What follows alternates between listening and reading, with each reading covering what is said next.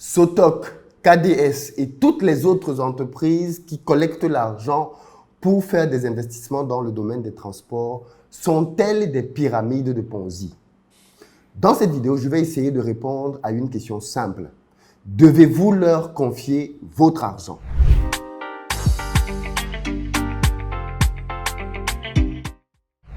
Salut à toi, bienvenue sur ma chaîne. Moi, c'est Philippe Simo et ici, je te parle de business, de mindset, de gestion des finances parce que c'est grâce à tout ça qu'on va développer notre communauté. Donc, si toi aussi, tu veux améliorer tes revenus, tu es au très bon endroit. Tu t'abonnes, tu actives la cloche des notifications et tu partages massivement les vidéos parce qu'ici, tu vas apprendre comment réellement multiplier ton argent sainement. Tu vas apprendre comment détecter les pyramides de Ponzi et éviter de te faire arnaquer. Et rien que pour ça, partage les vidéos. Parce que malheureusement, beaucoup de personnes continuent à en être victimes.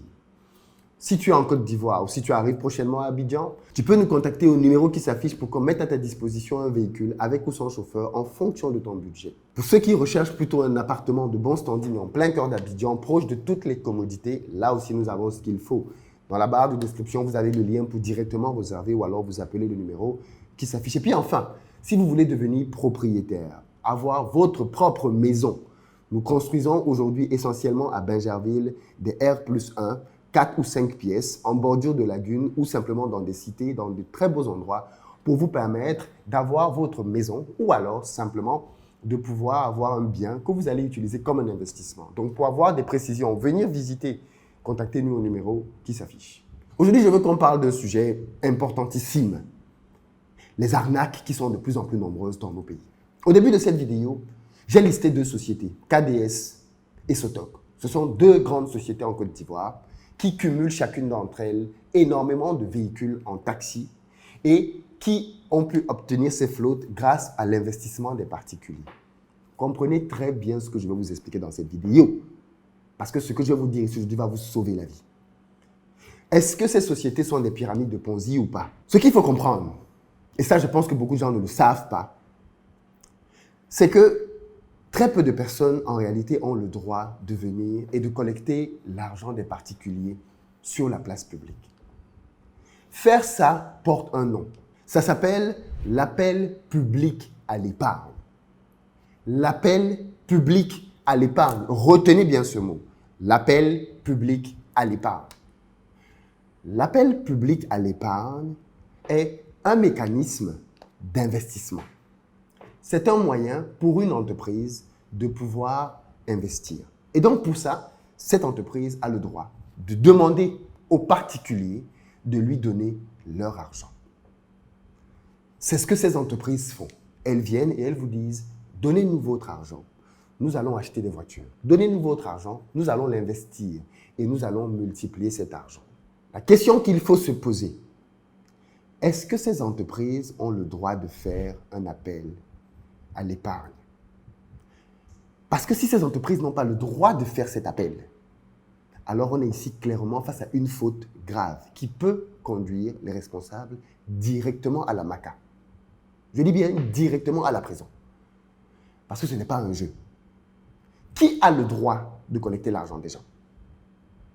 Les banques, les assurances, les sociétés d'investissement et encore. Mais avant qu'elles aient le droit de collecter votre argent, elles doivent aller rencontrer le régulateur. En France, on l'appelle l'AMF. En CEMAC, on l'appelle la COSUMAF. En Afrique de l'Ouest, on l'appelle l'AMF-UEMOA. Ce sont ces instances-là qui valident le fait qu'une société a le droit de prendre l'argent des particuliers. Voilà pourquoi, si vous vous rappelez, au moment de l'arnaque liée Plimal, la COSUMAF avait pondu un communiqué dans lequel elle rappelait, voilà la liste des entreprises en zone CEMAC qui ont le droit de collecter l'argent des particuliers. Et si vous vous rappelez bien, cette liste n'était pas très longue. Il y a des milliers d'entreprises dans la zone CEMAC.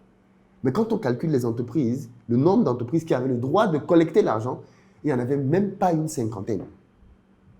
Et c'était parfois les filiales du même groupe bancaire, les filiales du même groupe d'assurance, ainsi de suite. Pourquoi? Parce qu'avant de collecter l'argent des gens, le régulateur s'assure que vous avez les reins solides Et l'une des choses que les régulateurs vérifient, c'est comment vous faites pour garantir que vous allez tenir vos engagements. Par exemple, vous ne le savez peut-être pas, mais quelqu'un qui veut ouvrir une banque en Afrique de l'Est doit pouvoir déposer 10 milliards de francs CFA. Quelqu'un qui veut ouvrir une banque en Afrique centrale doit pouvoir déposer 15 milliards de francs CFA. Vous voyez donc que les montants qui sont mis en jeu, ce n'est pas pour les enfants. Tu ne te lèves pas un matin et la COSUMAF ou l'AMF UEMOA t'autorise à aller collecter l'argent des gens s'ils ne savent pas comment tu vas garantir le fait que tu peux rembourser. Parce qu'en fait, pourquoi on a besoin de savoir que tu as autant d'argent? C'est parce qu'on parle du principe que tu vas prendre l'argent des gens, tu vas l'amener sur les marchés et tu vas le mettre pour pouvoir faire des investissements. Mais qu'est-ce qui se passe si l'investissement ne se passe pas bien?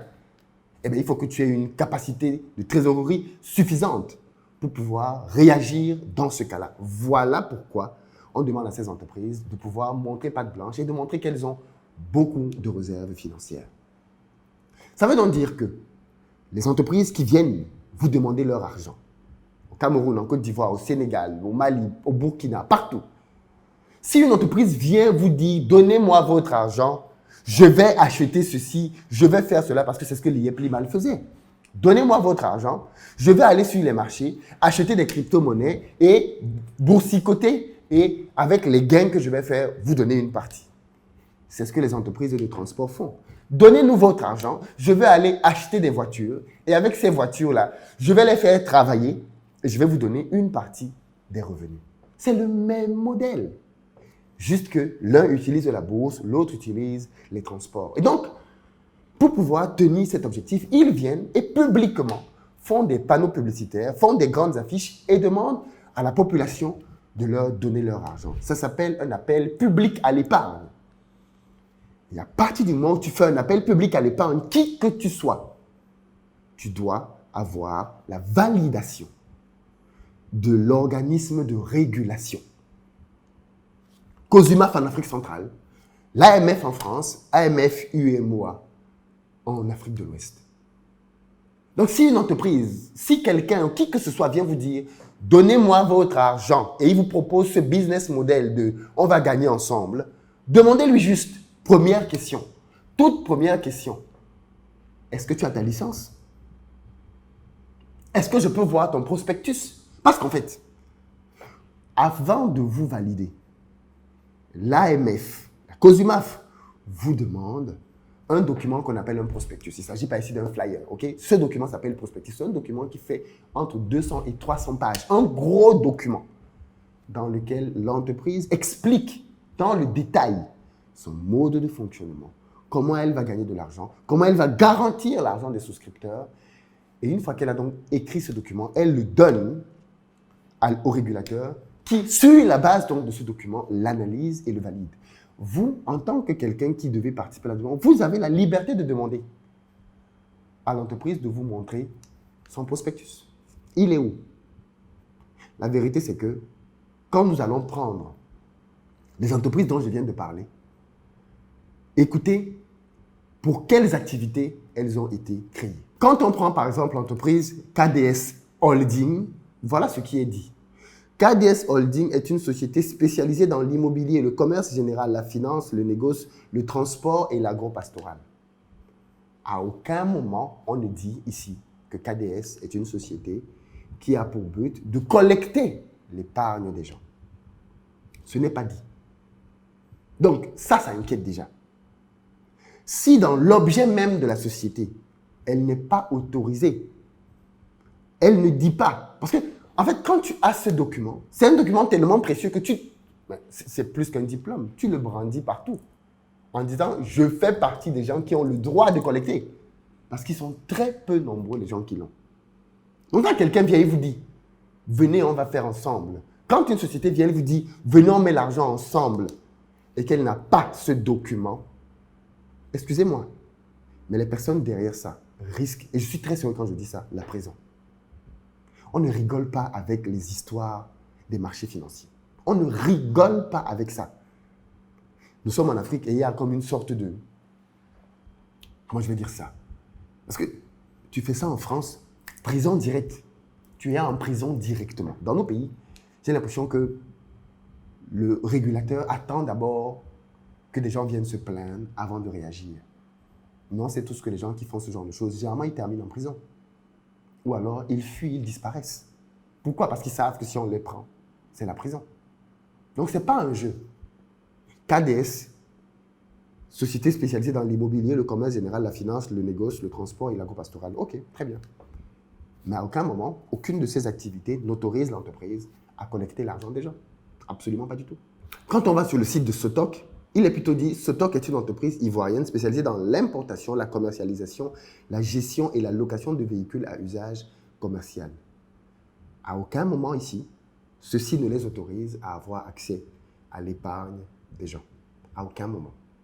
Bon, on va croire que, entre-temps, ces entreprises sont peut-être allées voir le régulateur et ont obtenu du régulateur l'autorisation et ils n'ont juste pas mis à jour leur site. Je pense que c'est peut-être ça, parce que sinon, je pense qu'ils savent que c'est très grave s'ils n'ont pas eu cette autorisation de collecter l'argent des gens. Dans les prochains jours, on va aller un peu plus loin et on va analyser les business models de ces sociétés et donner la parole aux victimes. Mais aussi, je le dis encore, les responsables de ces entreprises, nous essayons de les joindre sans succès. Les numéros de téléphone ne passent pas. Donc, si vous voulez prendre la parole, le numéro s'affiche. Les responsables de ces entreprises peuvent nous contacter, nous sommes disponibles et on va en parler. Partagez massivement la vidéo, les amis. À très bientôt.